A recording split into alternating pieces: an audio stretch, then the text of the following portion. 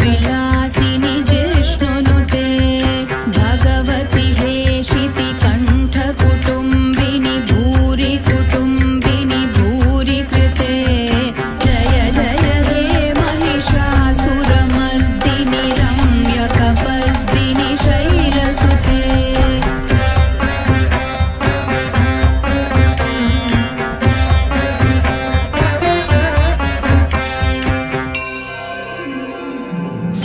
सुरवरवर्षिणि दुर्धरधर्षिणि दुर्मुखमर्षिणि हर्षरते त्रिभुवनपोषिणि शङ्करतोषिणि कील्बिषमोषिणि घोषरते धनुजनिरोषिणि दितिसुतरोषिणि दुर्मदशोषिणि सिन्धुसुते जय जय हे महिषासुरमर्दिनि रम्यकपर्दिनि शैलसुते।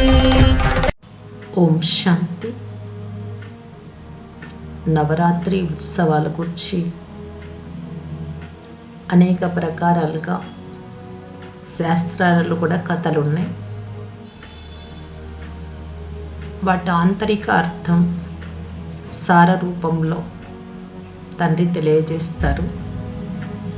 మన భారతదేశంలో ఎన్నో పండుగలు జరుపుతారు. అలాగే నవరాత్రి ఉత్సవాలు కూడా చాలా జోరుగా జరుపుతారు. నవరాత్రులలో శివశక్తులకు విశేషంగా పూజలు జరుగుతాయి. వీరి నుండి శక్తులను ప్రాప్తి చేసుకొని కోరికలు కలిగి ఉంటారు. భారతదేశంలో అయితే సంవత్సరానికి 2 సార్లు నవరాత్రి విధానం ఏర్పాటు చేయబడి ఉంది. చైత్ర మాసం శుక్లపక్షంలో మొదటి 9 రోజులు, తర్వాత అశ్వని మాసం శుక్లపక్షంలో మహానవమి అనగా విజయదశమి వరకు 9 రోజుల ముందు నుండి నవరాత్రి ఉత్సవాలు ప్రారంభమవుతాయి.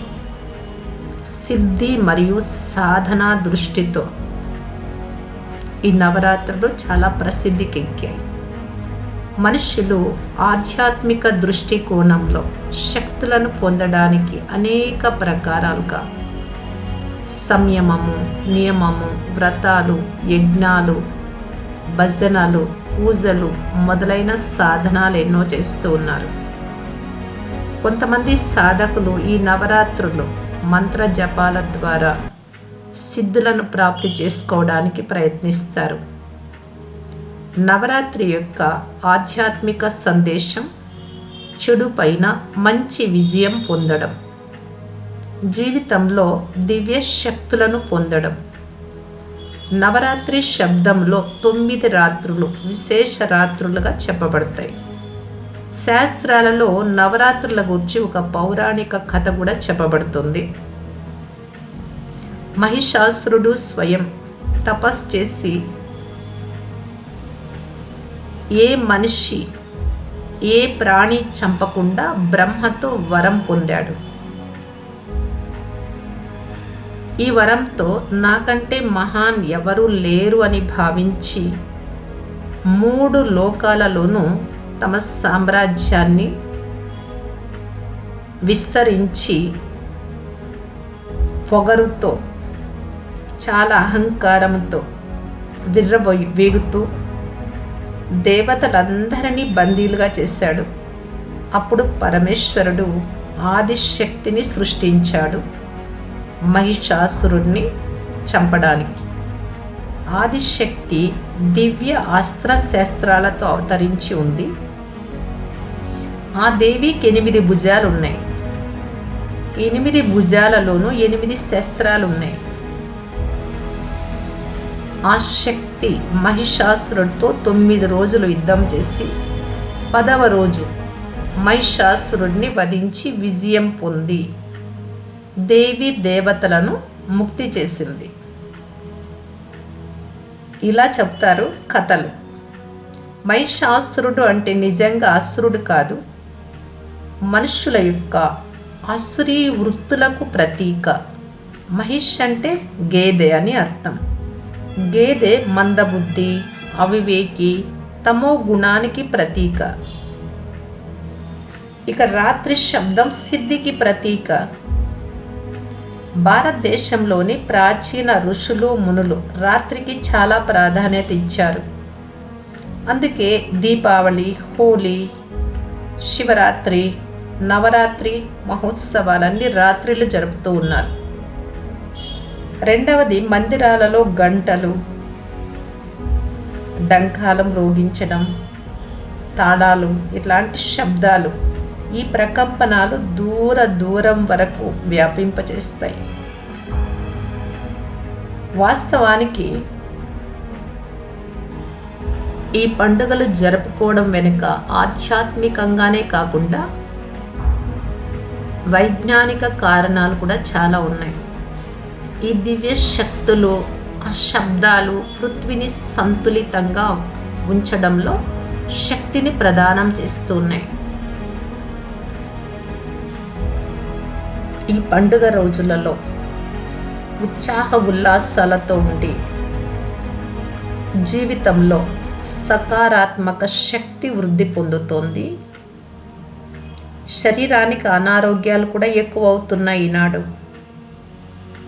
ఆరోగ్యంగా ఉండడానికి, తనువును మనస్సును కూడా ఉత్సాహభరితంగా నిర్మలంగా ఉంచుకోవడానికి మనుషులు ఉపవాసము, నృత్యము, కోలాట్లు ఇట్లాంటివన్నీ చేస్తూ ఉంటారు. దీని నుండి శరీరానికి శుద్ధీకరణ జరుగుతుంది. నవరాత్రి ప్రారంభ దినాలలో మొట్టమొదట కలశాన్ని ఉంచుతారు. దీని అర్థం పరమాత్మ శివుడు ఈ కలియుగి రాత్రిలో వచ్చి మొట్టమొదట భారత మాతలు కన్యలను శక్తి స్వరూపంగా తయారు చేసి వీరి బుద్ధి రూపి కలశంలో జ్ఞానం నింపి జ్ఞాన కలశాన్ని ప్రదానం చేశారు. దీని నుండి మనుషుల యొక్క అజ్ఞాన అంధకారాలను సమాప్తం చేస్తూ ఉన్నారు. రెండవది, అఖండంగా దీపాలు వెలిగిస్తారు. 3 జాగరణ చేస్తారు. అనగా జ్ఞాన వ్రతం నుండి ఆత్మ దీపం వెలిగించుకొని ఈ కలియుగి రాత్రిలో ఈ దీపాన్ని అఖండంగా వెలిగించి ఆత్మను జాగృతిలోకి తీసుకురావడం. ఈ రాత్రిలో జాగరణలు చేయడం, వ్రత నియమము, ఉపవాసము ఉంటారు.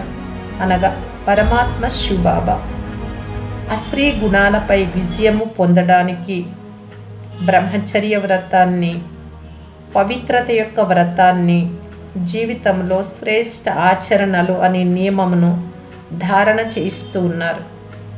ఇక శుద్ధ శాకాహార భోజనం యొక్క వ్రతము ఉంచుకుంటారు. అనగా పైన ఉండే శివబాబా ఇక్కడికి వచ్చి క్రిందకు అశ్రీ గుణాల నుండి మేల్కొల్పుతూ ఉన్నారు. దానికి గుర్తుగా పరమాత్మకు సమీపంలో ఉండడమే ఉపవాసం అనే నియమాన్ని ఉంచుతూ ఉన్నారు. ఇక దేవీలకు రకరకాల రూపంలో రకరకాల పేర్లతో పూజిస్తూ పిలుస్తూ ఉన్నారు. ఈ దేవీలందరూ పరమాత్ముడు శివుడి నుంచి ఉత్పన్నం చేసినటువంటి శక్తిలే. వీరి నుండి అనేక రకాలుగా వరదానాలు కోరుతూ వేడుకుంటూ ఉన్నారు. మహాలక్ష్మి నుండి ధనం యొక్క వరదానం, సరస్వతి నుండి బుద్ధి శక్తిని, జ్ఞానం యొక్క వరదానాన్ని. వాస్తవానికి నవరాత్రులలో ప్రథమ 3 రోజులు దుర్గామాతకు పూజ చేస్తారు. మాలో ఉండే దుర్గుణాలను నాశనం చేయండి, మా బలహీనతలను నాశనం చేయండి, దివ్యశక్తుల వరదానాలు ఇవ్వండి అని వేడుకుంటారు. దుర్గను మహిషాసుర మర్దిని అంటారు. దుర్గామాతకు ఉపాసన చేసి వ్యక్తులు తమ నకారాత్మక వృత్తులను, చెడు సంస్కారాలను జయించే శక్తిని వేడుకుంటారు. స్వయం సకారాత్మక శక్తితో వికసించి ఆత్మ ఉన్నతి పొందగలరు. తర్వాత 3 రోజులు మహాలక్ష్మికి పూజలు జరుపుతారు, అర్చన చేస్తారు. దుర్గుణాల నాశనం పొందుతూ ఆత్మ శుద్ధీకరణ పొందుతూ ఉంటారు. ఎప్పుడైతే ఈ విధంగా దుర్గుణాలను సమాప్తం చేస్తారో అప్పుడే దివ్య శక్తులతో ఆత్మ నిండుతుంది. వాస్తవిక జ్ఞానాన్ని అప్పుడే ఆర్జించగలరు.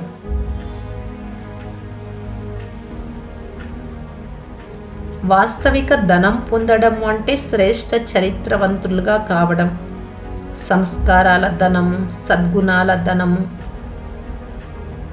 ఇలాగా రాత్రి యొక్క నవరాత్రులలో అంతిమ దినాలలో సరస్వతి మాతకు పూజలు అర్చనలు చేస్తారు, ఆహ్వానిస్తారు. మా సరస్వతీ దేవిని విద్యాదేవిగా ప్రస్తుతించబడుతోంది.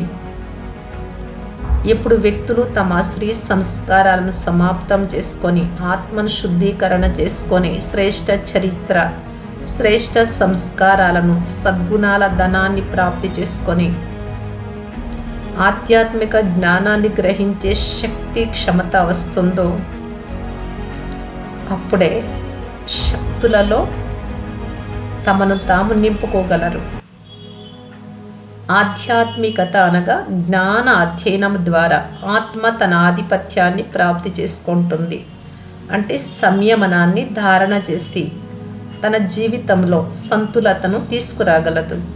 జ్ఞానశక్తితో యోగ స్థితి నుండి యథార్థ కర్మయోగి జీవితాన్ని జీవించగలదు. శివశక్తులకు సదా ప్రకాశ చక్రముతో అలంకరించబడిన రూపం చూపిస్తారు. అష్టభుజాలతో అస్త్రశస్త్రధారిగా సింహం పైన, పులిపైన సవారీ చేస్తున్నట్టు చూపెడతారు. దీని రహస్యం ప్రకాశ చక్రం పూర్తి అసురత్వంపై విజయాన్ని, పవిత్రతకు ప్రతీక. రెండవది దేవీలు బాగా అలంకరింపబడిన మూర్తులుగా చూపిస్తారు. వాస్తవానికి దివ్య గుణరూపి నగలతో అలంకరింపబడి ఉండడం దీనికి ప్రతీక. మూడవది సింహం పైన సవారీ అంటే ప్రకృతి జీత్ యొక్క గుర్తు. ఎప్పుడైతే శివశక్తులు తమను తాము ఈ విధంగా శక్తులతో సంపన్నంగా చేసుకుంటారో అప్పుడు ఈ స్థూల జగత్తు యొక్క ఆధారాల నుండి డిటాచ్గా, నిరాధారంగా అయ్యారు. అంటే ప్రకృతి యొక్క ఆపదలు, విపత్తులు ఏవి వీరిపైన దాడి చేయలేవు. దాడి చేయడానికి బదులు సత్కారం చేస్తాయి, దాసీలుగా అవుతాయి ప్రకృతి కూడా. నాలుగవది 8 భుజాలలో అస్త్రశస్త్రధారి. యోగము ద్వారా దివ్యమైన అష్టశక్తుల యొక్క శస్త్రాల ద్వారా మాయా వికారాలపైన పూర్తి విజయాన్ని పొందిన గుర్తు ఇది. అష్టభుజాలలో అష్ట అలంకారాలు ఆధ్యాత్మిక రహస్యం ఇది. దేవీలు ఈ అలంకారాలతో అలంకరింపబడి ఉంటారు. స్థూలంగా వారు ఆయుధ పూజ చేస్తారు. ఆయుధాలు అంటే పరమాత్మ ఇచ్చినటువంటి అష్టశక్తులే. సహన శక్తి, పరిశీలన శక్తి, నిర్ణయ శక్తి, ఎదుర్కొనే శక్తి, ఇలాంటి శక్తులే. అంతేకాని హింస చేసేటటువంటి ఆయుధాలు కాదు. దేవీల యొక్క కళ్ళల్లో చాలా దయాభావము, స్వరూపంలో శక్తి కనబడుతుంది. శక్తి యొక్క మెరుపు దూరం నుండి ఏర్పడుతుంది. ఈ అలంకారాలకు చాలా లోతైనటువంటి ఆధ్యాత్మిక రహస్యం బాబా మనకు మాత్రం వివరిస్తూ ఉన్నారు. ఇక స్వదర్శన చక్రం అంటే సదా స్వయం యొక్క బలహీనతలను దర్శనం చేసుకొని వాటిని సమాప్తం చేసుకొని ఇతరులలో మంచిని దర్శించడం కూడా అర్థం. 2 త్రిశూలం చూపిస్తారు. త్రిశూలానికి ఉండేటటువంటి పొడవైన కర్ర దృఢ నిశ్చయానికి ప్రతీక. పైన 3 ఆకుల లాంటివి మనస్సు, వాక్కు, కర్మ ద్వారా 5 వికారాల రూపీ రాక్షసులను సమాప్తం చేసి దుర్గుణాల పైన విజయాన్ని ప్రాప్తి చేసుకోవడానికి ప్రతీక. 3వది శంఖం. అనగా జ్ఞానసాగర్ పరంపిత పరమాత్మ ఉద్ఘాటించిన జ్ఞాన శంఖ ధ్వని చేసి అజ్ఞాన అంధకారంలో నిద్రిస్తూ ఉన్న అశ్రీ మానవులను మేల్కొల్పడానికి ప్రతీక. ఎప్పుడు శంఖం మ్రోగిస్తామో అప్పుడంతా సదా ఓం యొక్క ధ్వని వెలువడుతుంది శంఖం ద్వారా. ఓం అనే వాటిలో 3 అక్షరాలు ఇమిడి ఉన్నాయి ఓం ధ్వనిలో. ఆ, ఊ, మా. ఆ అనగా ఆచరణ, ఊ అనగా ఉచ్చారణ, మా అనగా మనస్సు యొక్క ఆలోచనలను శుద్ధంగా చేసుకోవడం, మర్యాదపూర్వకంగా నడవడం. అంటే ఈ 3 మనస్సు, వాణి, కర్మలను శ్రేష్టంగా ఉంచడం. 4 కత్తి అనగా మనస్సును ఆక్రమించిన ఈర్ష్య, ద్వేషం, వికారాల వాసన రూపి భూతాలను జ్ఞానరూపి ఖడ్గంతో సంహరించడానికి ప్రతీక. 5 ధనుష్ యొక్క భావార్థం. జ్ఞానం యొక్క ఆధారంగా లక్ష్యం పైన గురి ఉంచి గమనాన్ని అనగా ఏకాగ్రితం చేయడం. పురుషార్థం అనే బాణాలను సంధించి దేవ పదవిని ప్రాప్తి చేసుకోవడానికి, ఏక్రస్ శ్రేష్ఠ స్థితిని ప్రాప్తి చేసుకోవడానికి ప్రతీక. ఇక జ్యోతి, జాగతి జ్యోతి, ఆత్మిక జ్యోతి వెలుగొందుతుండడానికి ప్రతీక. 7 గద అనగా గద ఎప్పుడు పైకి ఉంటుందో యుద్ధానికి వెళ్ళడానికి గుర్తు గద. ఎప్పుడు క్రింద ఉంచుతారో గదను క్రింద వైపు యుద్ధంలో విజయం ప్రాప్తి చేసుకున్న దానికి ప్రతీక. ఈ జీవన రూపీ సంఘర్షణలో పరమాత్మ జ్ఞానం యొక్క గద నుండి మాయ అనగా 5 వికారాలపై యుద్ధం చేసి వాటిపై విజయాన్ని ప్రాప్తి చేసుకోవడం యొక్క ప్రతీక. ఇక 8 కమల పుష్పం. బురదతో నిండిన ప్రపంచంలో ఉంటూ తామసిక, వికారి, విషయుక్త వాతావరణం నుండి అలిప్తంగా న్యారాగా పవిత్ర వాయుమండలంలో నివసించడానికి ప్రతీక. ఈ దివ్య శక్తులు ఆంతరిక ఆధ్యాత్మిక శక్తులు. ఎందుకంటే వికారి అశ్రీ వృత్తి ఆంతరిక దుర్బలత నుండి ఉత్పన్నమవుతుంది. ఈ ఆధ్యాత్మిక శక్తుల ద్వారా బలహీనతలు అనే అసురులను సంహరించాలి. ఈ శక్తుల ధారణ కొన్ని విలువల ఆధారంగా ఉన్నాయి. ఈ శక్తుల ఆధారంగానే కఠిన సమయంలో, విపరీత పరిస్థితులలో సహజంగా దూరం చేసుకోగలం. ఈ శక్తులను అలవర్చుకోవడమే ప్రతి పరిస్థితి పైన విజయం పొందుతూ అనేక ఆత్మలకు ఆదర్శంగా కాగలం. ఈ ఆదర్శాన్ని మానవులు శివశక్తుల రూపంలో పూజిస్తూ గుణగానం చేస్తూ ఉన్నారు.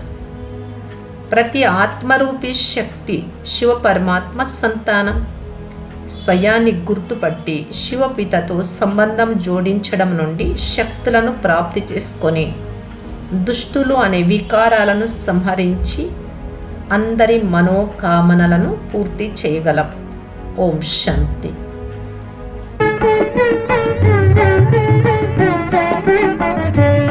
జననీ శివకామిని జయ శుభకారిణి విజయ రూపిణి. జననీ శివకామిని జయ శుభకారిణి